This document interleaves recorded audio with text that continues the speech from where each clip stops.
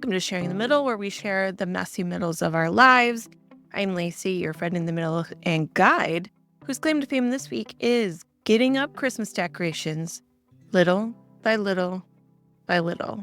And when I say little, I mean it, but it's happening, and that's why we're celebrating it. Today's episode, I'm talking to Heather Vickery. Heather and I have a really great conversation that, as usual, I loved, but I hope you do too. I just want a little fair warning in the beginning. We talk a lot about human design in this episode. If you're interested in human design, I recommend checking out Heather's website and potentially doing a reading with her. I left it in while I was editing just because it brought me so much joy, because you hear us talking to the more nitty-gritty things of human design that makes it feel more applicable to you. Here's my conversation with Heather. Let's jump right in.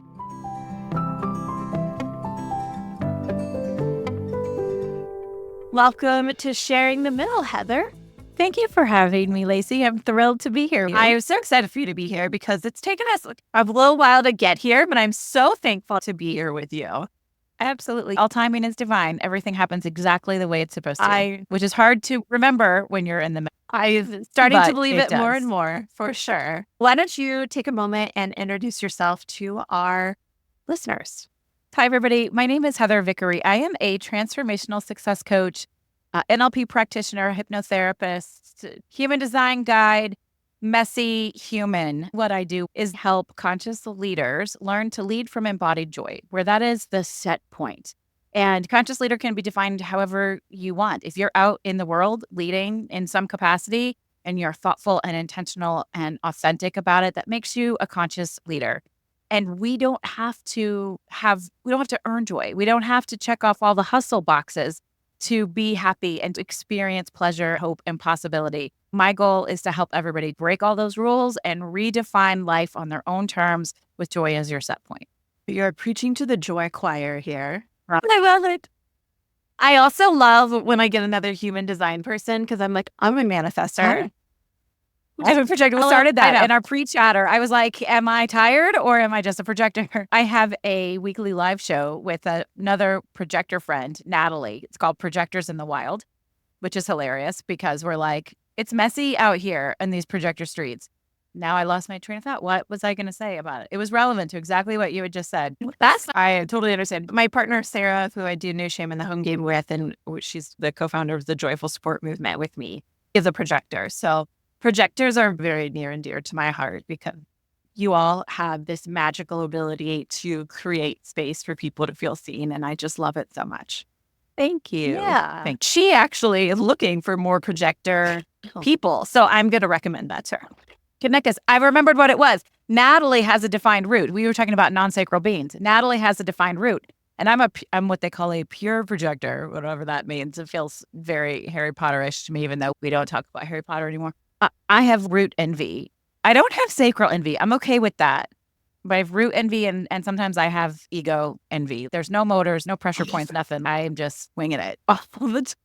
See, I have a completely open spleen.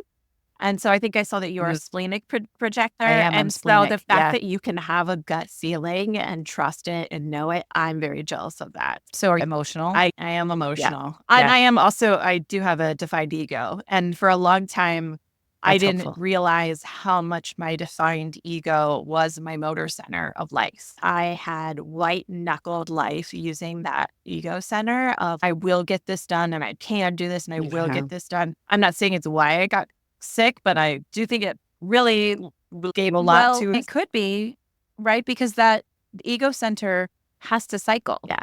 So there must be rest. Projectors have to rest before we're successful. Manifestors do the thing and then rest. That's just the way we're designed. And then with your open spleen, you're not holding on to things that are unhealthy and pushing through. That's when I saw something about having an open spleen, you usually lead to health problems. I'm like, you don't say. I hope your listeners know what the hell we're talking about. Do you guys know about And if they don't, I've talked about human design before. I like to talk about it because then people are like, what about me? And I was like, let's look. Yeah. Well, I would love to do a reading for anybody who's interested. It's something that brings me so much joy, is helping people recognize themselves and reconnect with themselves and stop apologizing for themselves. Absolutely. I usually like to start off the conversation by, what does the middle mean to you? What is your relationship to the middle? People tend to have a pretty visceral reaction. It was such an interesting question. What comes up instantly is actually where I want to be. A lot of folks say the messy middle. I think the middle is present. Yeah, sure. And otherwise, you're on the outskirts. And I've spent so much of my life, and it's funny because it was inside, but I used to describe it. I wrote a blog post years ago called The Inside of the Snow Globe, where I felt like I was inside. It looked really pretty, but I couldn't get out there. Yeah. I was stuck in here. And that felt like it was on the periphery to me. My life looked perfect to everybody. Then I blew up my whole life. I came out of the closet. I got a divorce after 10 years. I closed a thriving wedding planning business, opened my coaching firm. And this was about 11 years ago. It's all been very messy since then, but I'm in my life.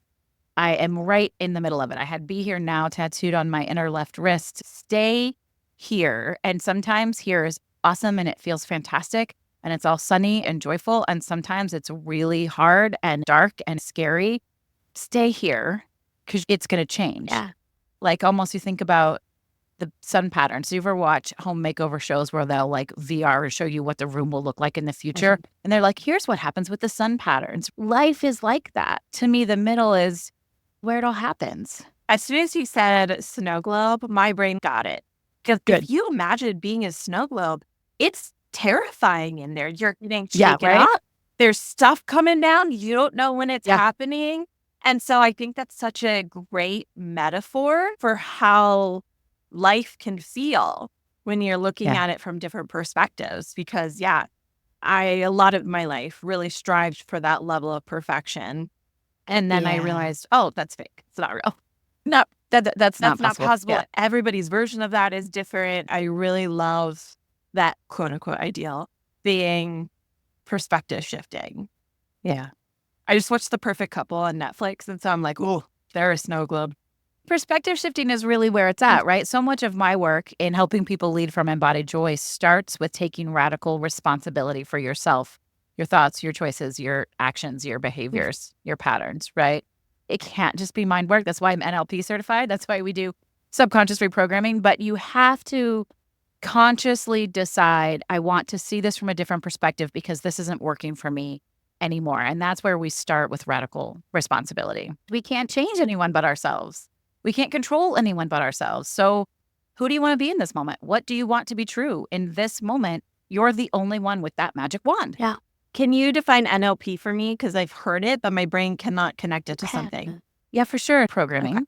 It's neuroscience-based. It's where hypnotherapy comes from. We do EFT tapping as part of NLP, time techniques. It's subconscious reprogramming. Okay. It's taking what you consciously recognize and then shifting patterns neurologically on a subconscious level. It's actually the coolest thing I have ever done. We can change the emotions attached to past experiences. We can set goals on your future timeline. Earlier today, I was with a client and we did what's called parts integration. So one part of her is a doer, get it all done, but that part of her is sabotaging the leader part that needs to delegate more. So we did parts integration to bring those two parts together to support one another. Just wildly cool. I always tell people you should brag, right? That's the point. Like humble is whatever. That doesn't mean that the feeling to apologize for my brag, I had it. I was like, can I brag? So I want you all to know I see you. It's hard all the time. It never gets easier and you can still do it. Because of my human design certification and my coaching skills, I really partner with folks to get to know themselves really well from that human design lens. Then we can see all of the societal patterning that has been put on you. That's where subconscious reprogramming comes in really beautifully because we can unwire all of that with this new awareness. I have a 6-session mind shift mastery program that I do. The Alchemy Incubator is my big intimate. It's big, but it's intimate, 10 people. So we really do that in an effort to help you lead from joy. Bringing those things together is really cool and a unique perspective. And my listeners have heard me talk about human design, but just a friendly reminder that it really is like a handbook for how you were made to interact with the world. It doesn't necessarily mean that you have to do things a certain way or whatnot. But so I'm a manifester, which means that I'm meant to have bursts of creativity and energy, and then I'm meant to rest. And my whole life, I felt like such a slacker, or that I'm fickle and flaky. And I used what I've called my defined ego center to white knuckle to not have those tendencies. And now that I've started to embrace them more, life feels so much better. Yeah. Human design has taught me to be so much more curious about people instead of they're doing it wrong, or if you would just do it the way I'm telling you it would work. It's just not true. And so my job is to help people figure out what is for you. And even we talk about being projectors, but we all operate differently. Projectors don't have a burst of energy and then they rest. We're just, we don't, and we're guide and lead, but rest is our key component. 100%. We are not hustle beings. We cannot hustle, which is bizarre in a world not designed to accommodate us. So there's a lot of unwiring that has to happen. Even within a certain type, there are different ways we operate. And it's important for you to define for yourself what is for you. You don't have to follow the rules that anybody else is giving you. Most of us like, just give me a script, just give me a checklist and I'll do the thing and it'll be fine. And it doesn't work. And you're like, why doesn't it work? And it's because it's not for you. I wish it were that easy. Yeah. The other gift it has given me is permission in my life. One of the things I'm working on right now, because I've really gotten more into my chart and understanding what specific gates look like and that kind of thing. The message from my chart is that I'm supposed to use my voice and my experience to share with people. And that is what's going to bring me abundance. That defined throat. And when I tell you, even saying that out loud right now, like you mentioned earlier about that feeling of I shouldn't brag. It's like, how am I that special? You know what I mean? Like that belief of, am I just being delusional and all these things? Wouldn't everybody love to have that? Which I know not everybody wins. It's true. Not everybody would. That subconscious and working on actually accepting that is taking me a little while. And then the more I talk about it, the more that I start to believe it. So this is me talking. What are your profile lines? I'm a 3-5. So I heard the 3. That makes sense because I'm a 1-3. That take a little while, learn out loud. That's such a 3. I felt like I should be a 3-5. I was really mad. I have as many 5s as I have 1s and 3s in my chart, but they're just not my gates, right? Yeah. Actually, considerable more 6s in my chart. I just noticed. Isn't that interesting? One of the things I recently discovered. So that energy's strong. And it's going to happen. And I'm going to make enough money to pay off my house. My goal in life is to make it so that my chronic illness isn't a problem. Because if you have enough money, it's not. So I don't know why this is the direction my brain is going right now. But for years, I've always used credit cards and I pay them off and I use them to get the points, and the points allow me to take the kids on trips and do this and that. What has been showing up for me the last 5 or 6 months is an abundance of cash. That sounds wild, but I want to be beyond needing the points. Maybe I can still earn them and then donate them. It never occurred to me that mentality and that mindset was actually a money block, which is wild. I was like, oh, I did that. That was through a hypno breathwork. We have in my alchemy incubator, hypno breathwork is monthly, is part of the program. Have you ever done hypno breathwork? I've done some hypnosis things where they walk you through it, but I've never done it. Yeah, hypnosis is cool. When you add the breathwork piece, breathwork for me is a very emotional experience. It's not easy for me to commit to because I always know that something's going to crack open. But it was through a hypno breathwork session, and I was like, oh, that's this thing that I thought was so good is something that's holding me back. And it's wild. Yeah. When those paradigms shift. Yeah. We've been talking for so long, you might have even asked the main question. That's when I'm like, oh, this is a good episode. I ask people to share a messy middle of their life, and then we dissect it together. Tell us about your messy middle. I just think I'm constantly in the messy now. I jumped in. I chose it. I got out of the path of least resistance, following what I thought I was supposed to do. Married to a nice guy, living in a big fancy house, having 4 perfect, healthy children and a successful business. And I was supposed to be happy and I wasn't.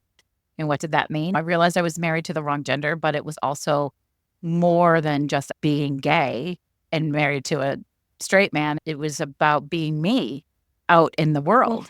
So I burned it all down, and I'm constantly in the process of rebuilding. What I've learned is it requires constant reassessment, reframing, and resilience to make sure you're showing up as yourself, as you desire to authentically. Authenticity has become a buzzword, but it's an important word, and it shifts. That's the part that we miss when we don't stay in the middle, right? When we don't stay aware and present of what we're choosing, who we want to be, and how those choices are impacting the experiences we're having. So it feels messy all the time from a spiritual, I'm not religious, but I'm super spiritual standpoint, is where surrender comes from. Let me surrender into this messy middle and trust that what is for me is going to always find me. Especially as a projector, I have to remember not to hide, because I can hide really easily in that space. I love to read. I read 125 books a year. So I could literally just hide from the world and read all the time. And if somebody would finance that, I'm sold. Let's go. I would do it in Paris. I probably wouldn't. I'd still be doing my work. I just wouldn't need the financial income. I love my work so much. But it's about being present. For me, the messy middle is about being present, being aware, and being intentional, but also letting go of needing to be in control of everything. You hear me talk a lot about my chronic illness here on Sharing the Middle and on No Shame in the Home Game. Hydration is one of the biggest things that I can do to help take care of myself. And really, this is true for anyone. There are a lot of hydration options out there, but there is one that I know that supports others with chronic illness, and that's Buoy. They have drops for hydration, different types of hydration depending on your needs. Also, some other things like mental clarity and tummy troubles. They also have a salt that you can put in things to help with your hydration. And I put mine in my coffee every morning, and it helps make it taste even better. I was able to get an affiliate link with Buoy, which, if you remember, affiliate links are good for me and you and the company, that if you want to buy it, if you use our link at joyfulsupportmovement.com/Buoy, which is BUOY. By the way, do I say that weird? I don't know. They'll know that we sent you. You can help support Sharing the Middle and the Joyful Support Movement by using our link while supporting your own hydration and other people with chronic illness. So it's wins all around. I hope you check it out and like it just as much as me. Okay. So many things I want to ask about. One thing I just want to highlight, because I'm going to write it down on a piece of paper after this, is that you choose to be in the messy middle. And I think that is beautiful. And two, I think me doing this podcast and talking about this, I started this and I'm like, I hate the middle. I don't want to be in the middle. But I'm here and I'm trying to tackle it by choosing to be here. And as you were talking, I'm like, that's what I'm doing. I'm choosing to be in the middle. Thank you for that, because I'm going to be thinking about that. You used the term burned your life down. Really did. I know, but that has such a negative connotation that for me, it sounds to me like you dismantled and rebuilt a life. Yes, and it was a pretty fierce fire. Yeah. And I'm a big fan of the Phoenix. Okay. Like, from the ashes, we regrow. Mm-hmm. I co-created this deck of Create Brave manifestation cards with my friend. It's probably my favorite product. I've got books behind me that I've published and all sorts of things. This is probably my favorite thing I've ever done. And probably my two favorite cards. That's hard to say. We have 48 cards and they're all amazing. But Unravel and Crumble, right? Allowing the foundation that is not sturdy to go ahead and crumble and rebuild it. And then Unravel is, you think about knitting, right? Sometimes we have to unravel, take some bits and pieces apart and rebuild. That is a much better perspective. Because when you were talking, my initial thought is, you're so brave to take that step and say, this life is not working for me. Yeah. I find that to be very brave. I joke that if it wasn't for my chronic illness, I would have never shifted perspectives and done this. For me, I didn't have a choice, but I'm so thankful for it because I wouldn't have been brave enough to do it myself. So when I hear someone like you that, oh no, I chose to do this. You're amazing. You're so awesome. Thank you. I appreciate that. Nothing is all good or all bad. I do believe that life is happening for us, not to us. You're a perfect example of that. Look at all this goodness that came from something that you wouldn't have picked and probably still wouldn't pick. I think it's challenging. It does feel brave. Thank you for saying that. I love it when people use that word because I have the brave method and brave is my whole thing.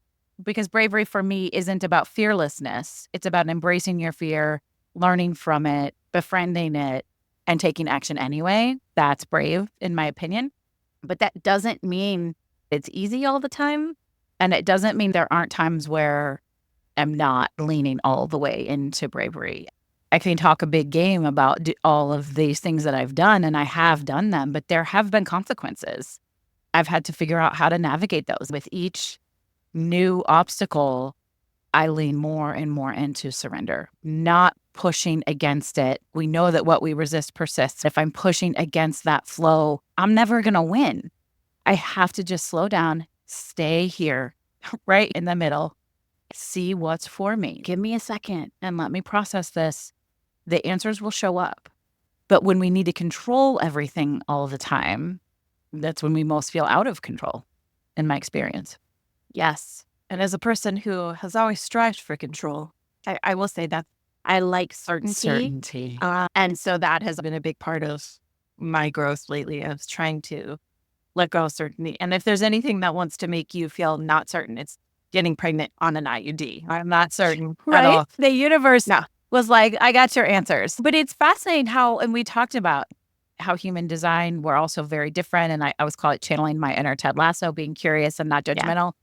Because I have a ton of clients who are like you, who really like certainty. They want to know for sure.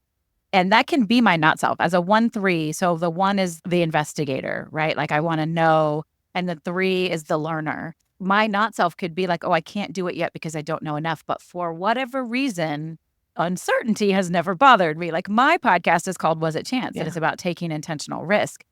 I'm really good with that. I'm not sure how that's going to show out, but fine, let's go. One other thing that I want to know is, was there a specific event or something that said, I need to make this change? I want to know about that. And then the other thing that I want to ask, as a mother, a lot of people could have called you selfish. I want to know about your internal battle with that. Years and years of feeling like I was getting smaller and smaller and smaller. And I didn't know what to do about it. There was a moment I was having breakfast with my girls. We were all sitting at the table and the sun was streaming in. I'm looking at all 4 of their little heads. And I thought, what would I tell them to do if they came to me in any sort of similar situation? What's the advice I would give them? And the answer was, baby girl, go out and live your life the way that you want to. The world is waiting for you to show up. Almost instantly, that thought came in, and then immediately following was, oh, shit, I have to do that. If that's what I want them to do, I have to do that. That was terrifying, but also it was like a light switch. It was like freedom. Okay, now I know the plan. How do I do this? Let me figure this out. I started unraveling and I let some things crumble and burn down. Who do I want to be in this moment? That leads directly into your second question. It's funny because I don't know when this is going to air, but I do a weekly live show called Live with Heather every Thursday. And that's this week's topic. It's interesting that you asked. It's not going to air for a few months. So you guys can go back and watch this live show. It's going to air on September 26th. You'll find it on my YouTube channel. It's called More Than Enough. I address the fact that there's plenty of pressure and guilt around not being the traditional mom everyone expected. I am not home all the time. Don't get me wrong. I'm dropping what I need to do to bring forgotten lunches and sweatshirts. Sometimes I'm making doctor's appointments from a Parisian cafe. I'm figuring out rides and how everybody's going to get where they're going while I'm traveling abroad. I'm incredibly there for my kids, but I'm also incredibly there for myself. I chase my dreams. I travel all the time. I speak all over the world.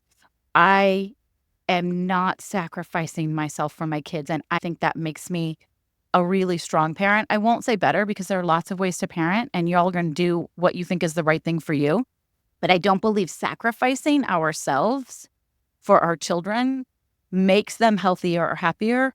It certainly doesn't make us healthier or happier. It also sets the expectation for them that they're supposed to sacrifice themselves for others. Yeah. Whether you are somebody who loves to get up and go and travel and do things, or you're content staying at home, making sure that you center yourself and prioritize yourself is one of the healthiest things you can do for your children. They need to see you love yourself and pick yourself at least some of the time. I needed to hear that today. There you go. What you were describing. So like I said, I'm working on these things and I'm working on my manifestation. And then one of the things I'm supposed to be is a specific manifest. So like when I think about what I want my life to look like, I can think about details and that will actually help me get there. For some people, you can't be too attached to the outcome. Yeah, I'm a non-specific manifester. So what that means for anybody listening, if you're looking at your human design chart, there are 4 arrows at the top. The bottom right side arrow, if it faces left, you're a specific manifester. And if it faces right, you're a non-specific manifester. Yeah. So yesterday, I just challenged myself. I'm like, write what you want your life to look like. One of the things that I wrote was that I am a hub for my children. I am not a foundation. Because they can't, you're going to crumble as a foundation. You're not going to always be there. Yeah. Right? Whether alive or just in the same house or the same city or whatever. Yes. I loved this like with hub, with spokes. I joked about this earlier, but my chronic illness makes it very hard for me to do household tasks. It makes it hard for me to keep up with a lot of these things. It does not change my ability to mother as far as our relationship goes. I'm so confident in my relationship with my children and that they know that I love them and that I am the best mom for them because I'm their mom. But I also have those moments where I'm like, I can't take you to the park. I tried one day and it didn't go too well, did it? I can't have a spotless house. Even though I have a partner who's the bomb and he is doing everything he can to keep up with all of that stuff too, it's just above where we're at. What I was sitting there thinking about is I'm like, I want to be this hub that creates spokes for our life to be a wheel and move. That's beautiful. That's what I want. I want to be able to coordinate those things. When you were talking about, I can call and make doctor's appointments from places, I'm like, yes, that is what I want. I want to be the person that they can come to that can help them solve problems, but not be the person who does all the things that solve their problems. Yeah. And sometimes they don't love that, right? Because it can be complicated and because their other parent is home all the time and never goes anywhere, never does anything, and is always available. I can only hope, and this is what I have to talk about tomorrow on my live show, that as adults, they see the gift in that. We can't always know what's for us in the moment. We sometimes have to just find that through reflection. And the best I can do is the best I can do. I don't want them to give up themselves, and I'm not willing to give up myself. And I think that's awesome. I actually was very afraid of motherhood. Because I joke that my mother is a paragon of motherhood. She is a saint. She is amazing. If someone wants to have a saint of mothers, that is my mom, as far as I'm concerned. Wow. But then it took me a long time to realize I don't want to be a saint. Saints sacrifice way too much. I'm not interested in being a saint. And it took my husband, before we got married and had kids, I expressed my concern about having kids because I was afraid of losing myself. And he was like, I don't want you to lose yourself. I like you. I'm marrying you. And so we will do what we can to make sure that you don't lose yourself. That's part of the reason why it's been so, I don't want to say easy, but that it's been a priority for me. I can see this other version of motherhood and love it and appreciate it, but also know it's not right for me and go a different path. My oldest daughter is adamant that she does not want to have children. And she says, I am way too selfish for that. Yeah. That may be true. At least they recognize there are sacrifices. And even for you, you're not losing yourself, or you're making every effort to not lose yourself. And yet there are still sacrifices. That is just, we cannot avoid that. I hope that she chooses to change her mind, because I love what you're saying and that there are ways to do it, but also not my decision to make, her decision to make. I honor whatever is best for her, and I will fight my entire life to make sure she has all of the rights that she needs to make the decisions that are best for her. My niece was on the podcast a few weeks ago because I wanted to know about what it's like to be my niece. She talked about how she doesn't want to have kids because she wants to be that important other figure in kids' lives. She's like, I want to be the best aunt. I want to be the person to show up for the people in my life when they need it. So just because I don't want to be the actual birth giver does not mean that I don't want to provide for the people around me and be a caregiver. Yeah. And I yes, we need I have, again, some amazing aunts too. Yeah, absolutely. Those are so important. And so I think it was Tracy Ellis Ross said it the other night on Kamala Harris's like Oprah special. She talked about how I may not be a mother, but I'm an aunt, a caregiver, all of these things. And none of those define me as a woman in a different way. I just appreciate that my 18-year-old niece, your 20-year-old daughter can see those things and choose that for themselves. That's awesome. Yeah. And that's what it's all about, right? That's why we do this. Yeah. That's why I do what I do. It's what you do, so that everybody can find out what's for them and make choices. That's how we elevate as a society, by showing up for ourselves and showing up for one another to help us show up for ourselves. I love that. That is a great piece of advice. But I am going to ask you, do you have another piece of advice? I love a tangible nugget. I love a takeaway. Do you have a piece of advice that maybe you would have told yourself? Maybe one that you live by? That kind of stuff to share with our listeners. Remember that knowledge is power, especially self-awareness and self-knowledge. If you want to change any element of your life, the first place to start is with you. It's scary because we don't always want to look inside. We're not always sure we're going to like what we find. You might surprise yourself and like more than you think, or maybe not, but it will give you the knowledge to take the next step and create the change you want. So regular reassessment, my BRAVE method, which is in my book, Fuck Fearless. BRAVE is an acronym, but the R stands for the 3 R's: reassessment, reframing, and resilience. And every single day, there should be some component of looking at what happened, looking at the way you feel about how you spent your time, the choices you made, the people you're with, the things that you're doing. Is this getting me the result that I want? Do I want to shift or change or start or stop something else? What do I need to let go of? What do I need to reframe? What do I need to think of in a different way so that I can make this work for me because I can't change it? And then getting up and doing it again differently.